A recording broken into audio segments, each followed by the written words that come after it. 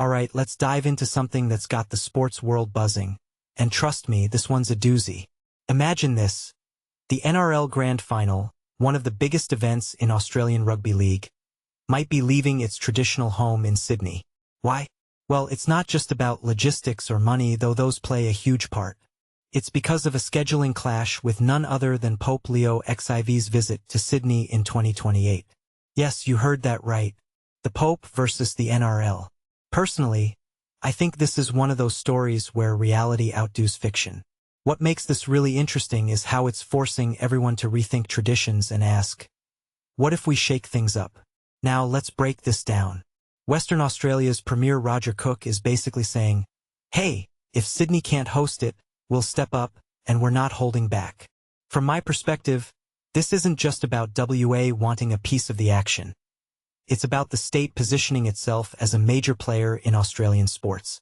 I mean, they hosted the AFL Grand Final in 2021, they've got the Rugby World Cup opening game in 2027, and now they're eyeing the NRL's biggest stage.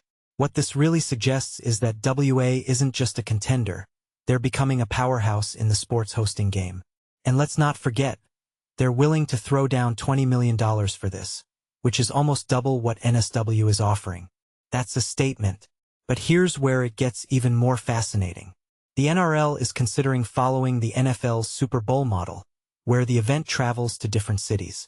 In my opinion, this could be a game changer. If you take a step back and think about it, moving the Grand Final to Perth isn't just about changing the location, it's about creating a new experience. Fans would turn it into a bucket list trip, exploring places like Margaret River or Rottnest Island. It's not just a one-day event, it's a mini vacation. That's huge for tourism, and it's a win-win for the economy. But what many people don't realize is that this could also dilute the tradition of the event. Sydney has hosted every Grand Final except one, and that was because of COVID. So, is this a step toward progress, or is it messing with something sacred? One thing that immediately stands out is the role of the Perth Bears, the NRL's newest team. Their coach, Mal Meninga, believes locals would embrace a grand final in WA. And honestly, I think he's right. Western Australians are passionate about their sport, and having the grand final there would be a massive boost for the Bears fanbase. But this raises a deeper question. Is the NRL using this opportunity to solidify its presence in WA? Or is WA using the NRL to elevate its own status? It's a two-way street, and both sides stand to gain. Now, let's talk about the elephant in the room, the Pope. The fact that his visit could force the NRL to move its biggest event is wild. But what makes this really interesting is the logistics. The Pope's address is likely at Royal Randwick, while the Grand Final is at Accor Stadium.